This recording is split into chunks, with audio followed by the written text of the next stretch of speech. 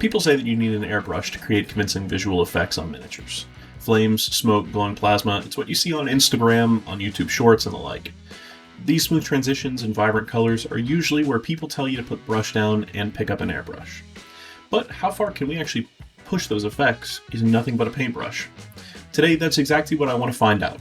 I'm going to paint 3 of the most common visual effects that you'll see on miniatures: realistic flames, smoke, and glowing plasma. I'll be using mostly traditional brushwork to build each effect from the ground up, explaining the techniques as we go, and showing you how to recreate them yourself. And I'm not saying a brush is better than an airbrush. In fact, by the end of this video, I might decide the airbrush is still the right tool for the job. But before I reach for it, I want to see just how far good brush control, layering, and technique can take us. So whether you're a beginner without an airbrush, or you're just looking to sharpen up your brush skills, let's see how convincing these effects can become before the airbrush ever leaves the holder. Let's get painting. Hello and welcome back to Grimdark Minis. Today we're going to be painting some effects on our Defiler here. So to get started, I'm going to be base coating each of these effects using a mix of a white ink and a light gray paint.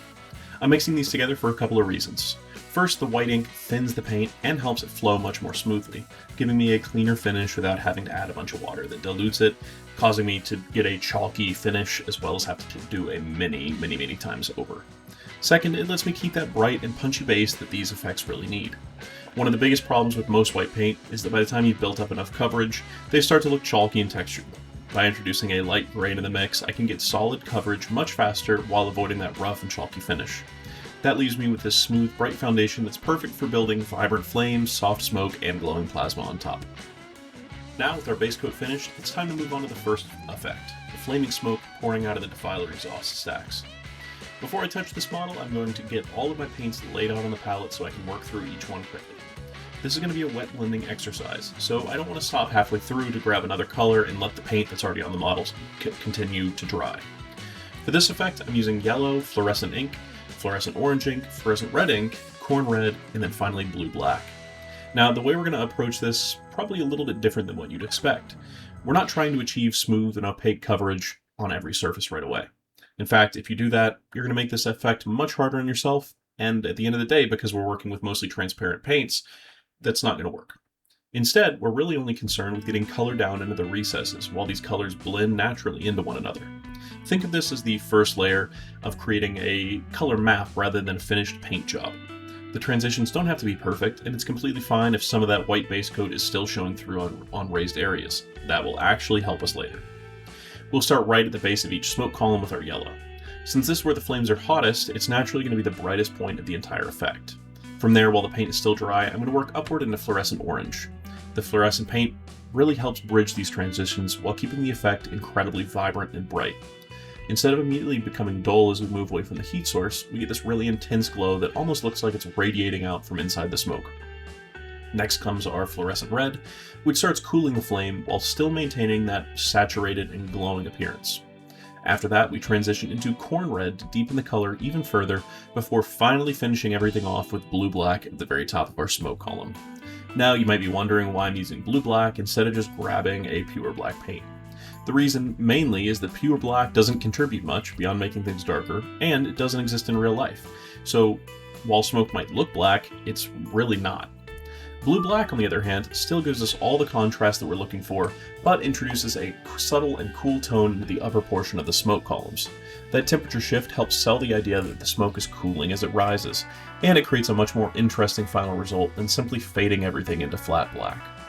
Don't worry if the blends look a little rough at this stage. Seriously, this layer is going to look pretty messy when you're done, and that's completely intentional, and it's going to work with our future steps. All we're trying to do right now is to establish the direction of the heat moving upward, where each color lives, and a bright core running through the center of every smoke plume that is going to make the whole thing glow. In the next stage, we'll use progressively lighter dry brushes to build almost all of our surface texture on the smoke itself. Those raised details will pick up the lighter colors, while the blended recesses we've just painted continue to glow from underneath. And now that we've got all of our colors actually blended in, it's time to take this from a disaster mess to something that actually resembles smoke and what we're trying to do. And to do that, we're going to be doing a lot of dry brushing. Our wet blend gave us all of the color information that we need, but right now it's buried in the recesses.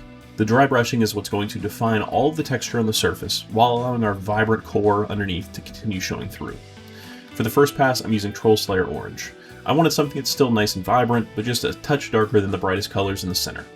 This is going to establish the majority of our smoke, so I don't want to jump straight to yellow and wash everything out. As always with dry brushing, I start by loading the brush heavily with paint, then I'll work almost all the paint off onto a paper towel. It can feel a little counterintuitive at first, but I'd much rather do 3 or 4 light passes than accidentally dump too much paint onto the model and lose everything that we just established, especially after having to wait for it to dry for about 10 minutes. Once the brush is ready, I'm going to lightly drag it across the raised surfaces of the smoke. I'm not scrubbing the model here. I'm letting the tips of the bristles catch the highest point while leaving our recesses untouched underneath. The dark recesses are what's going to create the illusion of depth and heat, so preserving them at this point is incredibly important. For this first stage, I'm intentionally using a larger dry brush. Since this orange is going to make up the majority of our visible smoke, I want broad and even coverage over almost every raised surface. The only areas I'm really trying to avoid are those deepest recesses where our original wet blend is doing all of the heavy lifting. That first orange dry brush down, we can start adding some depth and really begin to shape the smoke. For this next step, I'm going to work in a dry brush of corn red and then slowly begin to introduce a little bit of blue-black into our mix. The goal here is to create a deep, dark, purplish red that will start cooling off the outer edges of the smoke while still keeping it connected to the fiery colors underneath. The important thing with that layer is that we're not trying to cover everything we just did. Each dry brush pass should be getting smaller and more intentional than the last. With our orange, we were establishing the majority of the surface color. Now we're starting to push the darker tones back into the area where the smoke would naturally be cooling off. I'm going to focus this color more toward the upward portions of the smoke columns and the area where the flames begin to lose their intensity as they get further and further out from the core. The recesses already have our darker blend from the wet blending stage, so this is really about reinforcing the transition and giving the smoke more volume. As I add in the blue-black, I'll do it gradually. I don't want to jump straight into a dark color because that can make the effects feel dead or muddy very quickly. By mixing it into the corn red, we get this rich and almost violet shadow tone that still feels like it's part of the same fire effect. This is also where the contrast starts to become much more noticeable. With OSL and effects like this, you need a good mix of bright and dark, or else the effect doesn't really work, because at the end of the day, light and dark play off each other very well. So the bright oranges and yellows in the center are going to feel even hotter because we're introducing these cooler and darker tones all the way around them. Now with our dark purple tones established, we're going to continue pushing that contrast by working in straight blue-black. Again, much lighter dry brush setup than the previous, and at this point every color we add is going to be covering a lot less of each surface. We're no longer trying to define the smoke as a whole, we're just reinforcing the coolest, darkest areas and creating that transition from hot glowing center into the cooler smoke around it. I'm going to focus this blue-black mainly towards the upper portions of the smoke and the outer edges of the columns. This is where the smoke is naturally going to be furthest from the heat source, so it makes sense for the area to be darker and less saturated. The key here is restraint. It's really easy at this stage to get excited because the contrast looks great, but if we do overdo the dark tones, we can quickly lose the glowing effect we worked so hard to build underneath. Once I'm happy with that transition, I'm going to finish everything off with one final extremely subtle highlight. For this, I'm mixing in a little bit of gray into our blue-black. This gives me a cool desaturated highlight that will catch just the very highest points of the smoke texture. This isn't meant to brighten the effect. In fact, this highlight is going to be barely noticeable. The purpose is just to help define the shape and give the illusion that light is catching the edges of those wispy plumes of smoke. This is one of those steps where less is definitely more. If you can clearly see where the gray highlight is, you've probably gone a little bit too far. It should almost feel like the smoke has a soft, dusty edge that catches the light rather than looking like a traditional painted highlight. For our smoke column, I'm very pleased to say that we completed it without a single use of the airbrush. We didn't touch it, didn't need to. And personally, I think it looks really good. I think it encompasses everything we wanted it to do. It's got the bright glowing core, while on the outside it's cool, looks like smoke. Overall, I'm really happy with how it turned out, and I can successfully say you do not need an airbrush for this effect. Next, we're going to be moving over to the Electro Scourge. For this, we're going to be doing a subtle glowing effect inside each of the links of the chain. Since we already established our bright white base coat, this step is very straightforward and very, very simple and easy. I'm just going to paint directly over our white with our fluorescent green, allowing myself to be a little bit messy since we'll be coming back in later to clean everything up. Once the rest of the piece is finished, I'll return with the dry brush of the original metallic to restore the metal edges and clean up any areas where the green or white was pushed too far. We'll finish refining that effect in a couple of steps, but for now, we just want to establish that bright glowing energy at the center of each link. Now onto the plasma coils, probably one of the simplest effects we'll be doing today. Since we already have that bright white base coat down, we have the perfect foundation for a glowing effect. For the bottom half of each coil, I'm going in with a fluorescent green. This is going to be our brightest area and will create that intense energy glow coming from our plasma. For the top half, I'm switching over to a darker green ink.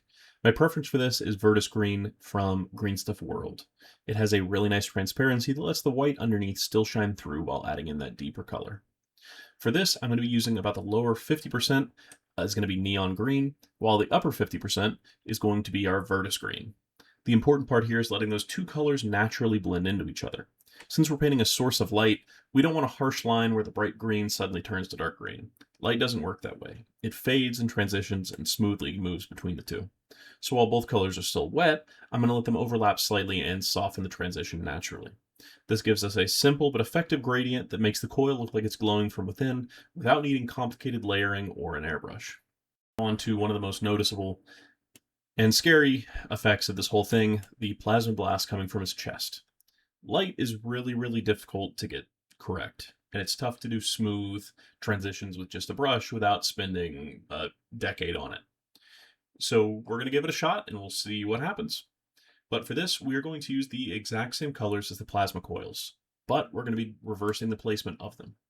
Since this is an actual blast of energy, I want the brightest part to be closest to the source, which in this case is going to be the barrel of the gun, while the energy cools as it travels outward. Starting with a large brush, I'm going to cover roughly 75% of our blast with our fluorescent green. This is going to establish that bright and intense core of the plasma where the energy is being released. Then on the final 25% at the tip of the blast, I'm going to work in our Virtus Green ink, making sure that while the colors are still wet, I'm blending the two in together so that the transition between the two feels natural and gradual. Once again, talking about light, the biggest thing to remember is with glowing effects, you want to avoid harsh lines. Light doesn't suddenly change color at a specific point. It fades and transitions between two colors typically. By letting these colors overlap and blend into one another, we can create the illusion of energy moving through the blast, rather than just having two separate colors painted next to each other.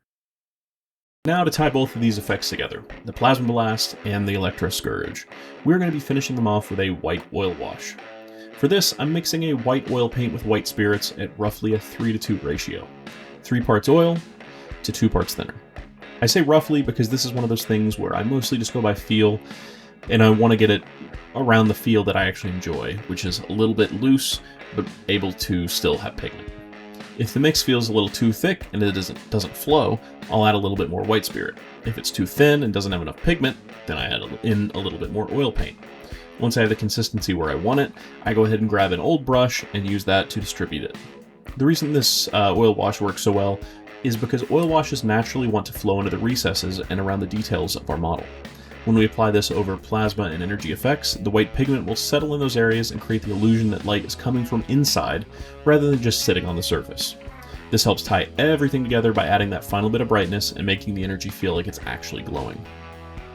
Now, starting with the Electro Scourge, I'm going to take a small amount of our white oil and use a fine tip brush to place it directly into the center of each link, right over our fluorescent green. The goal here isn't to cover the entire surface of the white. We want to keep that vibrant green glow, so I'm going to be using the oil wash almost like a focused light source.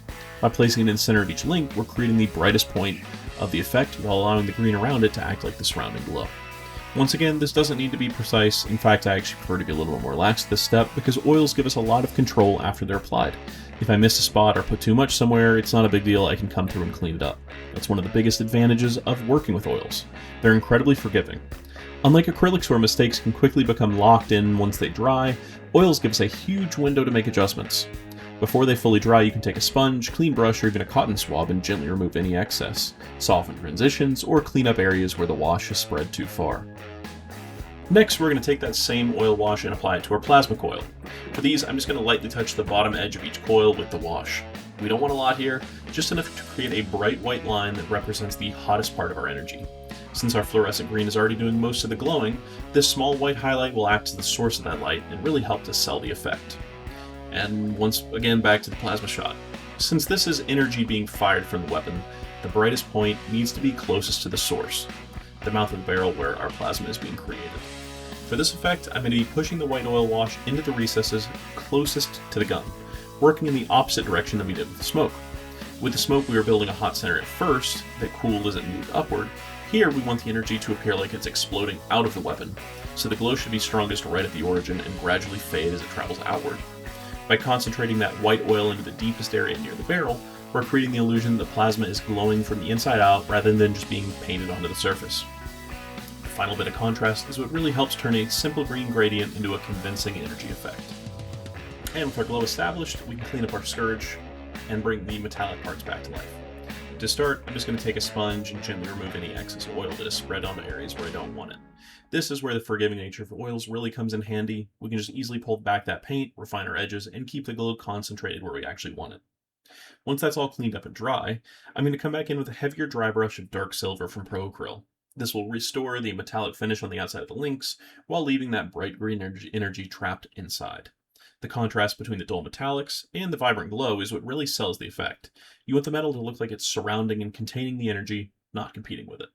Also, while we're talking about it, if you're interested in how I paint my word bearers, check out some of the previous videos on my channel. I'll have those linked where you can see the full process I use for painting my Chaos Marines and the color scheme that ties this whole army together. How do you actually sell the idea of something glowing? Contrast. A glow effect isn't just about painting something bright. If everything around the glow is also bright, nothing's going to stand out. You need that relationship between the light and the dark to convince the eye that something is actually emitting light. For the top of these plasma coils, I'm going to be adding a highlight using a mix of Virtus Green and Warpstone Glow. This is going to give us a brighter, more saturated green that sits between our darker surrounding colors and the intense white glow we've already established at the bottom. I'm going to lightly pick out the upper portions of each coil, creating a transition between the darker green and the bright energy source. The goal isn't to make the entire coil bright green, just create enough variation that the white glow at the bottom has something darker to contrast against. By keeping the upper areas slightly darker and pushing the brightest highlight toward the hottest part of the effect, we create the illusion that these coils are actually radiating light rather than just being painted in neon color. Finally, I'm going to take that same green mix and apply a very light dry brush across the plasma blast itself. Very subtle step, but it's going to help tie the entire effect together. The white oil wash will establish our brightest internal glow near the source of the blast, but this green dry brush is going to bring that energy outward into the surrounding texture. I'm being very, very careful here because I don't want to cover up the gradient we already created.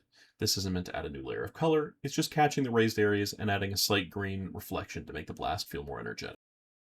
So I'm feeling pretty good about that, but not so good about my prospects of doing anything else without an airbrush. This is where I think we hit the limit of our brushwork. Now, you could spend a lot more time layering, glazing, and smoothing out the effects. Absolutely. With enough patience, you can get some really impressive results. But the question for this video wasn't, can it be done? It's how far can I push it before the airbrush becomes the better tool? At this point, getting the smooth, convincing glow that I want would take significantly longer with a brush than it would with an airbrush. So I'm going to go ahead and make the switch to use it for some quick OSL. In general, the three effects are complete. We've already done the smoke plumes, we've done the energy blast, we've done the flames, and we've done the plasma glow as well as the Electro Scourge. Those are all complete. You could leave it right there if you wanted to. For this, I want a little bit of a glow coming off the flames as well as off of our plasma blast, which is going to take forever to actually finish up and get it the way that I want it to and be happy with the result. So for that, we are going to be switching back to the airbrush. For the first pass, I'm going to be loading up some watered down white ink to use to establish where our light is actually coming from. On the inside arm of the Defiler, I'm going to spray a focused glow coming from the plasma shot, concentrating the brightest area closest to the source and allowing it to fade outward. I also want to add some reflected energy behind that faceplate, so I'm going to be hitting the inside of that cavity with the same white ink. This will create the illusion that the plasma isn't just glowing in front of the bottle, but that the light is actually bouncing around and illuminating the surrounding surfaces. This is the perfect example of where the airbrush shines. It lets us create those soft transitions and atmospheric light effects in a fraction of the time it would take to build up manually with a brush. Next, I'm going to be coming in with my green Virtus Green to actually bring the glow to life. I'm keeping the spray very controlled and only applying a small amount of color over the white areas we just established. The white underneath is going to act as our brightest point, allowing the green to build up into the vibrant plasma glow. I'm going to let the green slightly overspray past the edges of the white. This is intentional. Rather than having a hard line where the glow suddenly stops, that overspray creates a softer transition into the surrounding colors. It gives us that gradual fade that you naturally see with light spilling onto nearby surfaces. I'll apply this both to the inside of the arm where the plasma shot is originating and into the cavity behind the faceplate. By tinting those areas with the same glow, we're tying the effects together and making it feel like the energy source is actually illuminating the model rather than just the painted detail itself. Go back to the faceplate area and re-establish some of that bright white glow around the two cables that are generating the energy. The step is all about bringing back the focal point. The green ink gave us that overall glow, but we want the areas closest to the energy source to remain the brightest part of the effect. By pushing some white back into those cables, we create the intense core of light that the surrounding green can radiate from. Once that white is back where I want it, I finish everything off with one final spray of fluorescent green. This last pass is just going to tie the colors together and reinforce the vibrant color. The combination of the white core, the fluorescent green energy, and the softer green overspray is what sells the effect. Instead of just having a bright green spot on the model, we now have the illusion that those cables are actually producing enough light to illuminate the surrounding area. With this, you totally could do it with a brush. Airbrush, in my opinion, for this is just the better tool, both in speed and result. Now to finish off our green reflections. I'm going back in with a brush and adding some edge highlights using fluorescent green. I'm only going to be applying this to the sharpest angles and areas that would realistically catch the most light. The goal here isn't to outline everything in green, but to pick out those specific edges where the glow would hit the surrounding armor and make the reflection feel intentional. This final brush step helps the airbrush glow tie back into the model. The airbrush gives us that soft diffused light, but these sharp highlights what sell the idea that the energy is actually interacting with the surface around it. Now, I do want to make something clear about our previous steps. You can absolutely achieve these without an airbrush. The brushwork we did earlier proves that. You can create flames, plasma, glowing effects entirely by hand. The reason I reach for the airbrush here isn't because it can't be done without a brush, it's because the amount of time required to get those smooth transitions and consistent results just isn't always worth it. An airbrush lets you create that soft OSL and atmospheric glow incredibly quickly, and it gives you a level of control that is really difficult to match with traditional brushwork. They aren't the cheapest hobby tool to pick up, but if an airbrush is something that fits into your budget, I would highly recommend making the jump. It opens up so many options for painting, especially when you're working on larger models or effects like this where the smooth gradients are going to make a huge difference. Alright, let's go ahead and move on to the flamer. For this flame effect, we're going to start almost exactly the same way we did with the exhaust smoke. We'll begin with our white base coat and build our initial color transition through wet blending. The main difference is that we're going to simplify the color palette and leave out blue, black, and corn red from the first blend. Since this is an actual flame rather than a plume of smoke, I want to keep the entire effect hotter and more saturated. We'll start with our yellows at the base of the flame, through our orange, and keep those darker reds for the later dry brush stages where we'll have more control over where the cooler tones sit. Once that initial blend is done, we're going to switch over to the same dry brushing process that works so well in the smoke. First, I'll come in with a heavy dry brush of orange to establish the majority of the flame. This is going to bring out the texture and help define the shape of the fire while leaving those brighter colors underneath. From there, I will gradually work darker with Mephiston red, followed by corn red, and finally a very small amount of blue-black towards the edges. Each layer will cover less surface area than the last, allowing us to create the natural transition from hot to cool. The nice thing about flames is they are naturally chaotic. We don't need perfectly controlled blends or exact placement. As long as we maintain that transition from bright heat to dark cool, the effects will read correctly.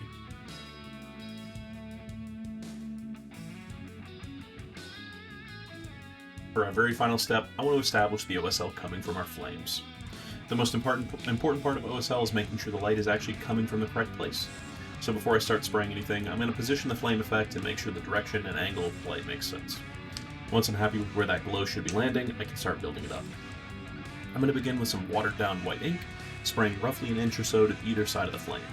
This is going to establish our brightest source of light and create the foundation for the glow. I don't want a hard edge here, the light should naturally fade into the surrounding surfaces, so I'll allow a little bit of overspray to create the soft transition. From there, I'll come back in with a fluorescent orange over the white. Just like our other glow effect, the white underneath is going to help boost the vibrancy of the fluorescent color while still letting us maintain that bright source of light. I'll also allow a little bit of the orange to spill beyond the white area, helping blend the glow into the surrounding armor. Finally, I'll bring the focus back into the hottest part of the flame by spraying a small amount of white directly down the center. This creates that intense core of light where the flame is burning the hottest. To finish it off, I'll hit the center section with fluorescent yellow ink. This gives us that final punch of brightness and creates the same effect we were going for with the plasma. Bright inner core, surrounded by softer, warm glow. With that, all of our major visual effects are finished. We pushed brushwork as far as we could, and then brought in the airbrush only where it made the big difference, using each tool where it excelled. And with that, our defiler is finished. So, let's see how it turned out.